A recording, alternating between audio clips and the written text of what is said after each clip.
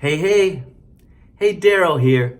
This is my daily devotional. I've said this many times. I am so thankful. I'm grateful to live in the church age, the age of grace. I don't have to fear God's condemnation. I sense His loving grace because of what Jesus did on the cross. Well, consider what Jesus said in Matthew chapter 5, verse 38. You have heard that it was said, an eye for an eye, and a tooth for a tooth. But I say to you, do not resist an evil person, but whoever slaps you on your right cheek, turn the other to him also. Not only is Jesus here sharing how the law of God was being transformed from a law to a system of grace, he's also sharing how that grace was going to be demonstrated to us by God Himself. Because you see, the God of the Old Testament, He was the God of the eye for an eye and a tooth for a tooth. In contrast to God in the New Testament, where He says, repent, turn, believe in me, and you will be saved. You see, after Gideon died, they once again had a period of evil in Israel. But it was his son who led this period of evil. Now, the Bible tells us that Gideon had 70 sons because he had many wives. It also says he had concubines. And one of the concubines bore him a son. This son's name was Abimelech. And Abimelech did some awful things.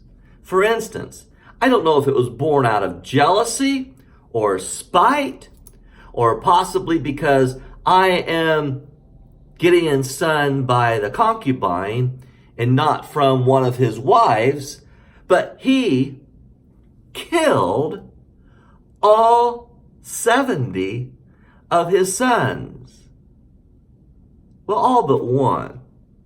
One son, the youngest, it says, actually got away. Let me read. When the brothers repeated all this to the citizens of Shechem, they were inclined to follow Abimelech, for they said, he is our brother. They gave him 70 shekels of silver from the temple of Baal-berith. And Abimelech used this to hire reckless adventurers who became his followers. He went to his father's home in Ophrah and on one stone murdered his 70 brothers, the sons of Jerubbaal, or Gideon. But Jotham, the youngest son, escaped by hiding. Then all the cities of Shechem and Beth Milo gathered beside the great tree at the pillar of Shechem to crown Abimelech king.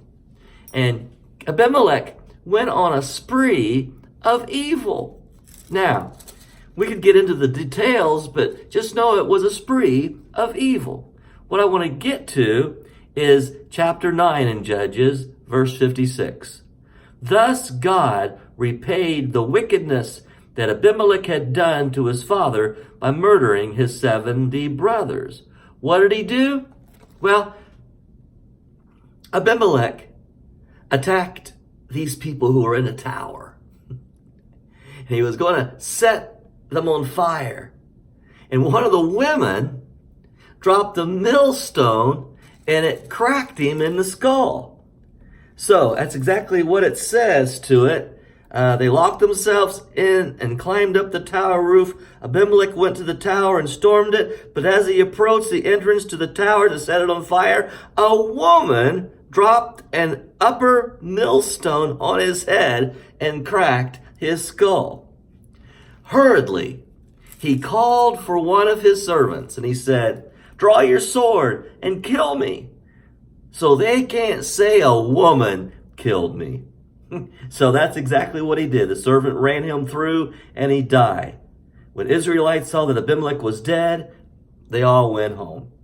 So God repaid his wickedness by killing his 70 brothers, now allowing a woman to kill him with the millstone dropped on his head.